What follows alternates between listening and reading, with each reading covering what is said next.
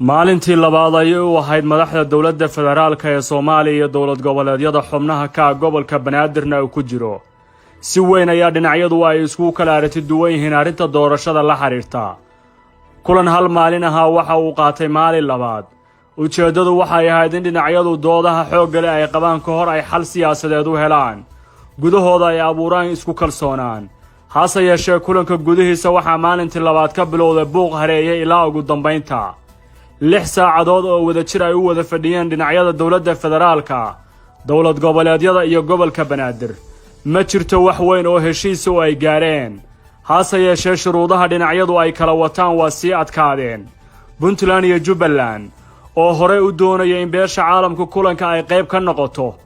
mudaga musharaxiintu ay ka qayb galaan wada hadalladan ayaa mar kale soo gudbiyay shuruudo kale oo la xiriira isla arrinta doorashada waxa ay soo jeediyeen in loo baahan yahay in kulanka laga qayb geliyo inta aan loo gudbin ajandaha midowga musharaxiinta madaxtinimada ee Soomaaliya gudoomiyaha aqalka sare baarlamaanka iyo madaxtooyadu ay joojiyaan howlaha shaqo ee hayaan xukuumad ku meel gaar ah oo ku salaysan xilgaarsiinna ay noqoto mid hoggaamisa howlaha doorashooyinka ee dalka soo jeedintaasi waxa ay caqabad ku ahayd arrinta la xiriirta samaynta ajanda la isku wada raacsan yahay dhinaca fiilla Soomaaliya iyo dowlad goboleedyada barbarkeeda ah waxa ay soo jeediyeen in ay tahay in laga wada hadlo sidii loo fulin lahaa heshiiskii 17 Sebtembar is-afgaradkii Baydhabo waxyaabo haddii ay ka soo laabteen la saxiixo dood xoog leh ayaa arrintaasi ka dhalatay maantana waxay ahayd madaxweynayaasha dowlad goboleedyada oo si weyn gudahooda kulanka dhexdiisa aad isugu qabtay doodaha la xiriira arrintan madaxweynayaasha Hirshabeelle iyo Galmudug waxay si aad uga hor yimaadeen soo jeedinta Siciidan iyo Axmed Madoobe ee arrinta ku salaysan ka qaybgalka midowga musharaxiinta gaar ahaan musharaxiinta madaxweynenimo ee ka soo jeeda Galmudug iyo Hirshabeelle Ali Goodlawe iyo sidoo kale Axmed Cabdi Kaariye waxa ay ku doodeen musharaxiinta midowga musharaxiinta ama madasha musharaxiintu ay ka soo jeedaan labada dowlad goboleed ee saami qaybsi ahaan ay xubnahaasi ku matalayaan waxa ay sheegeen inaysan aqbali doonin in daraf ay ka noqdaan arrimaha siyaasadda gaar ahaanna saxiixa heshiiska aqalka sare ee guddoonkiisa arrinta la xiriirta ee Somaliland hore heshiis looga soo gaaray Baydhabo dooda ayaa kululaatay dhinacyaduna waxay hoos ugu degeen saami qaybsiga beelaha ee 4.5 ee Soomaalida taas oo abuurtay dood xoog leh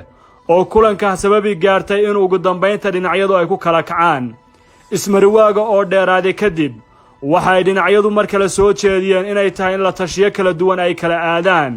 dibna ay isugu soo laabtaan maalinta Salaasada ah madaxweynaha Galmudug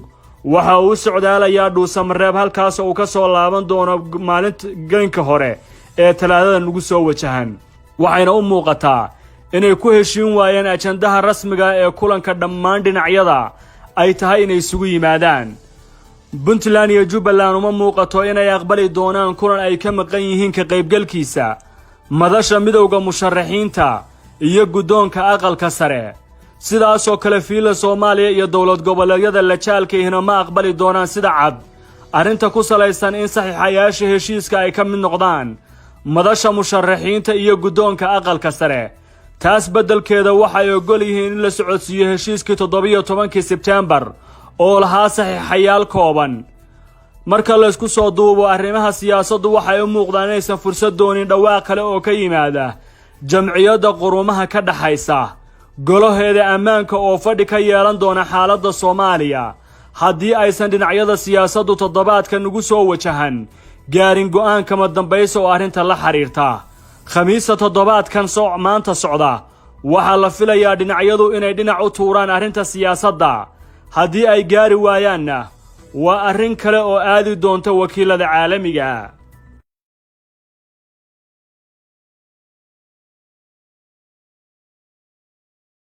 maalintii labaad ayay u ahayd madaxda dowladda federaalka ee Soomaaliya iyo dowlad goboleedyada xubnaha ka gobolka Banaadirna uu ku jiro si weyn ayaa dhinacyadu ay isku kala aragti duwan yihiin arrinta doorashada la xiriirta kulan hal maalin ahaa waxa uu qaatay maalin labaad ujeedadu waxay ahayd in dhinacyadu doodaha xoog leh ay qabaan ka hor ay xal siyaasadeed u helaan gudahooda ay abuuraan isku kalsoonaan hase yeeshee kulanka gudihiisa waxaa maalintii labaad ka bilowday buuq hareeyay ilaa ugu dambeynta 6 saacadood oo wadajir ay u wada fadhiyeen dhinacyada dowladda federaalka dowlad goboleedyada iyo gobolka Banaadir ma jirto wax weyn oo heshiis oo ay gaareen hase yeeshee shuruudaha dhinacyadu ay kala wataan waa sii adkaadeen Puntland iyo Jubbaland oo hore u doonaya in beesha caalamku kulanka ay qayb ka noqoto mudaga musharaxiintu ay ka qayb galaan wada hadalladan ayaa mar kale soo gudbiyay shuruudo kale oo la xiriira isla arrinta doorashada waxa ay soo jeediyeen in loo baahan yahay in kulanka laga qayb geliyo inta aan loo gudbin ajandaha midowga musharaxiinta madaxtinimada ee Soomaaliya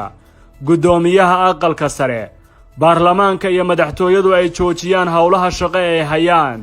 xukuumad ku meel gaar ah oo ku salaysan xilgaarsiinna ay noqoto mid hoggaamisa howlaha doorashooyinka ee dalka soo jeedintaasi waxa ay caqabad ku ahayd arrinta la xiriirta samaynta ajanda la isku wada raacsan yahay dhinaca fiilla Soomaaliya iyo dowlad goboleedyada barbarkeeda ah waxa ay soo jeediyeen inay tahay in laga wada hadlo sidii loo fulin lahaa heshiiskii 17 Sebtembar is-afgaradkii Baydhabo waxyaabo haddii ay ka soo laabteen la saxiixo dood xoog leh ayaa arrintaasi ka dhalatay maantana waxay ahayd madaxweynayaasha dowlad goboleedyada oo si weyn gudahooda kulanka dhexdiisa aad isugu qabtay doodaha la xiriira arrintan madaxweynayaasha Hirshabeelle iyo Galmudug waxay si aad uga hor yimaadeen soo jeedinta Siciidan iyo Axmed Madoobe ee arrinta ku salaysan ka qaybgalka midowga musharaxiinta gaar ahaan musharaxiinta madaxweynenimo ee ka soo jeeda Galmudug iyo Hirshabeelle Cali Goodlaawe iyo sidoo kale Axmed Cabdi Kaariye waxa ay ku doodeen musharaxiinta midowga musharaxiinta ama madasha musharaxiintu ay ka soo jeedaan labada dowlad goboleed ee saami qaybsi ahaan ay xubnahaasi ku matalayaan waxa ay sheegeen inaysan aqbali doonin in daraf ay ka noqdaan arrimaha siyaasadda gaar ahaanna saxiixa heshiiska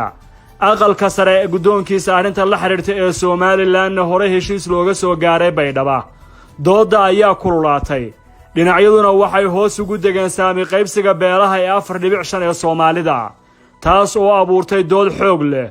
oo kulanka sababi gaartay in ugu dambeynta dhinacyadu ay ku kala kacaan ismariwaaga oo dheeraaday kadib waxay dhinacyadu mar kale soo jeediyeen inay tahay in la tashiyo kala duwan ay kala aadaan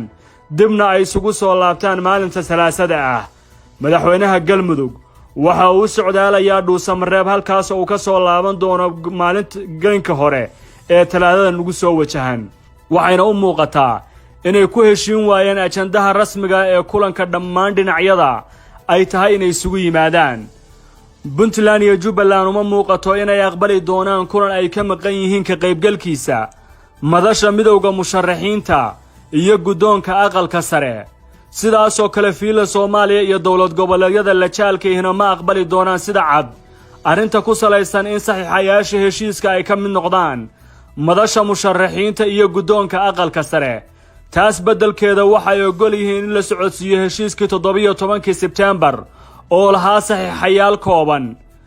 marka la isku soo duubo arrimaha siyaasaddu waxay u muuqdaan inaysan fursad doonin dhawaaq kale oo ka yimaada jamciyadda qurumaha ka dhaxaysa golaheeda ammaanka oo fadhi ka yeelan doona xaaladda Soomaaliya haddii aysan dhinacyada siyaasaddu toddobaadkan ugu soo wajahan gaarin go'aan kama dambayso oo arrinta la xiriirta khamiista toddobaadkan maanta socda waxaa la filayaa dhinacyadu inay dhinac u tuuraan arrinta siyaasadda haddii ay gaari waayaanna waa arrin kale oo aadi doonta wakiilada caalamiga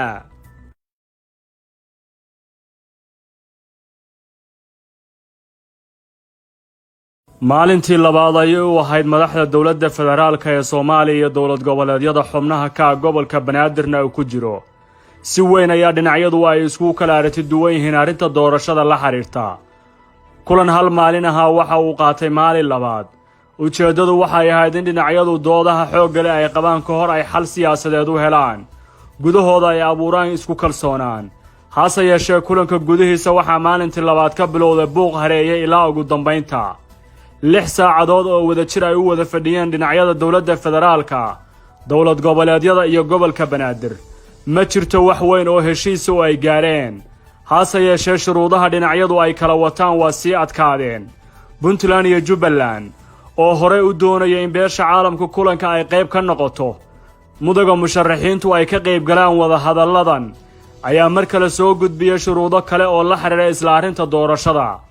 waxa ay soo jeediyeen in loo baahan yahay in kulanka laga qayb geliyo inta aan loo gudbin ajandaha midowda musharaxiinta madaxtinimada ee Soomaaliya gudoomiyaha aqalka sare baarlamaanka iyo madaxtooyadu ay joojiyaan howlaha shaqo ee hayaan xukuumad ku meel gaar ah oo ku salaysan xilgaarsiinna ay noqoto mid hoggaamisa howlaha doorashooyinka ee dalka soo jeedintaasi waxa ay caqabad ku ahayd arrinta la xiriirta samaynta ajanda la isku wada raacsan yahay dhinaca fiilla Soomaaliya iyo dowlad goboleedyada barbarkeeda ah waxa ay soo jeediyeen inay tahay in laga wada hadlo sidii loo fulin lahaa heshiiskii 17 Sebtembar is-afgaradkii Baydhabo waxyaabo haddii ay ka soo laabteen la saxiixo dood xoog leh ayaa arrintaasi ka dhalatay maantana waxay ahayd madaxweynayaasha dowlad goboleedyada oo si weyn gudahooda kulanka dhexdiisa aad isugu qabtay doodaha la xiriira arrintan madaxweynayaasha Hirshabeelle iyo Galmudug waxay si aad uga hor yimaadeen soo jeedinta Siciidan iyo Axmed Madoobe ee arrinta ku salaysan ka qaybgalka midowda musharaxiinta gaar ahaan musharaxiinta madaxweynenimo ee ka soo jeeda Galmudug iyo Hirshabeelle Cali Goolaawe iyo sidoo kale Axmed Cabdi Kaariye waxa ay ku doodeen musharaxiinta midowda musharaxiinta ama madasha musharaxiintu ay ka soo jeedaan labada dowlad goboleed ee saami qaybsi ahaan ay xubnahaasi ku matalayaan waxa ay sheegeen inaysan aqbali doonin in daraf ay ka noqdaan arrimaha siyaasadda gaar ahaanna saxiixa heshiiska aqalka sare ee guddoonkiisa arrinta la xiriirta ee Somaliland hore heshiis looga soo gaaray Baydhabo dooda ayaa kululaatay dhinacyaduna waxay hoos ugu degeen saami qaybsiga beelaha ee 4.5 ee Soomaalida taas oo abuurtay dood xoog leh oo kulanka sababi gaartay in ugu dambeynta dhinacyadu ay ku kala kacaan ismariwaaga oo dheeraaday kadib waxay dhinacyadu mar kale soo jeediyeen inay tahay in la tashiyo kala duwan ay kala aadaan dibna ay isugu soo laabtaan maalinta Salaasada ah madaxweynaha Galmudug